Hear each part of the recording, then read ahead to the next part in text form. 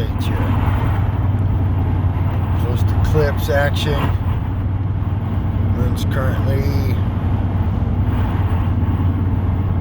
maybe 4 or 5 degrees Gemini. I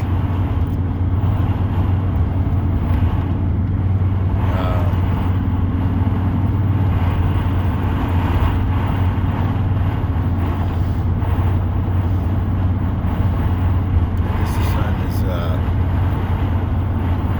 about 18 degrees Scorpio. Moving into a quincunx.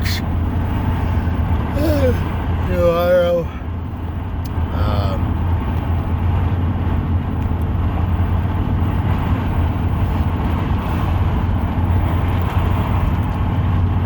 Gotta say, well, my energy levels have been lagging consistently, but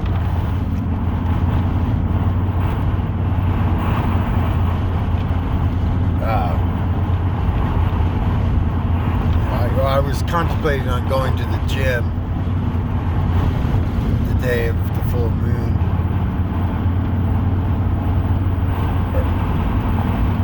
Well, okay, I went to the gym regardless of both days, the day of the build-up and the day after. But I was contemplating on not going, just going and resting. And I went... I was in the gym just before, or what is it? I don't know, 6 to 8 hours before, or maybe 10 hours before the full moon, the eclipse, and I had to work, so I didn't end up going to a full moon ritual yoga session, but made it to the gym, and I was having one of the best lifts that I've had in the 3 months that I've made it a consistent practice. And then the day after, so you reach that pinnacle, and then we reach the point where it's still full, but it's lessening, it's waning. God, everything fucking felt heavier. But when the moon was still building to fullness, fuck, I was fucking rocking it. I guess it's kind of interesting to see the time that I put in, and that peak. God bless. Oh, I did take a bit of a rest day today.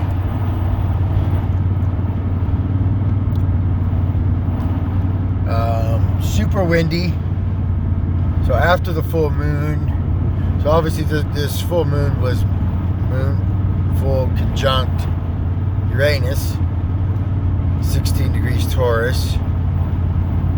But then because we have that stellium of Scorpio planets, Sun, Mercury, Venus, South Node,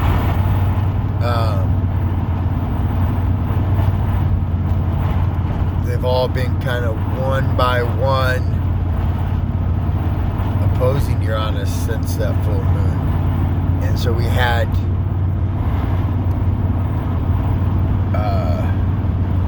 where is it right now? We have Mercury opposed. Maybe it started to happen last night. Mercury opposed Uranus, and we would both traditionally associate those planets with air, fixed air, mutable air.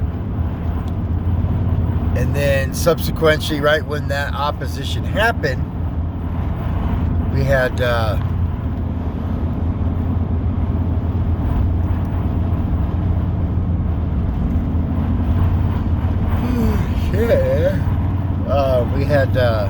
the moon move into Gemini, which is most associated with Mercury.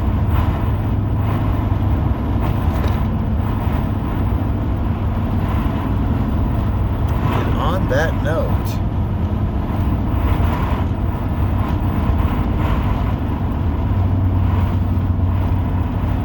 I've never heard anybody say that something was exalted in the sign of Gemini.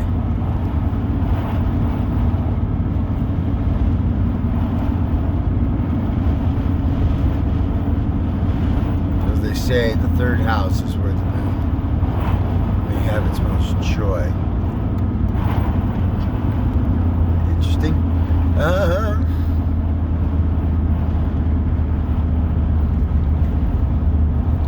On that full moon, I saw a lot of animals that day. Hawk over above me, driving.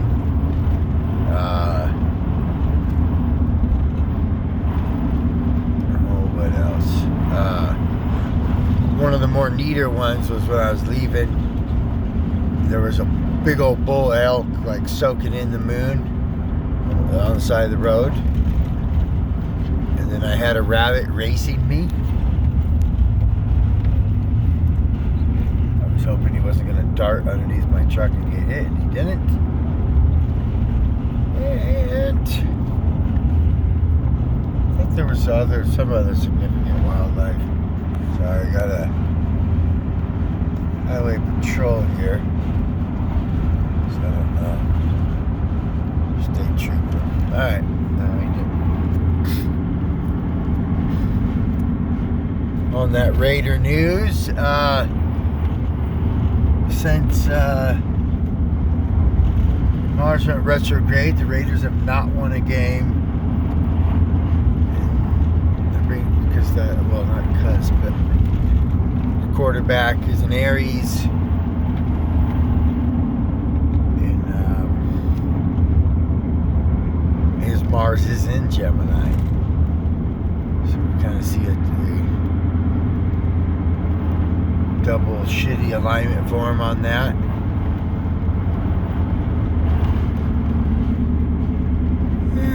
Oh God.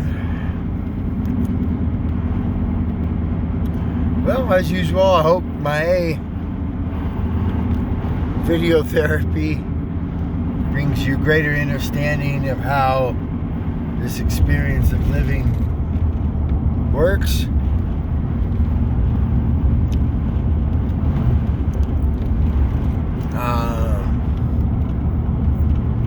I guess one more note. So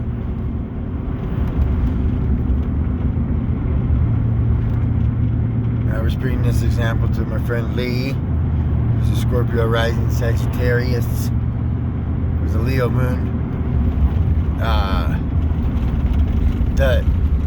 So the rapper E40 got into my mix of music that I happened to be into for a good 2 to 3 days. And I knew it was a Scorpio, and I'm like, well, let's look it up. I want to know what his moon is.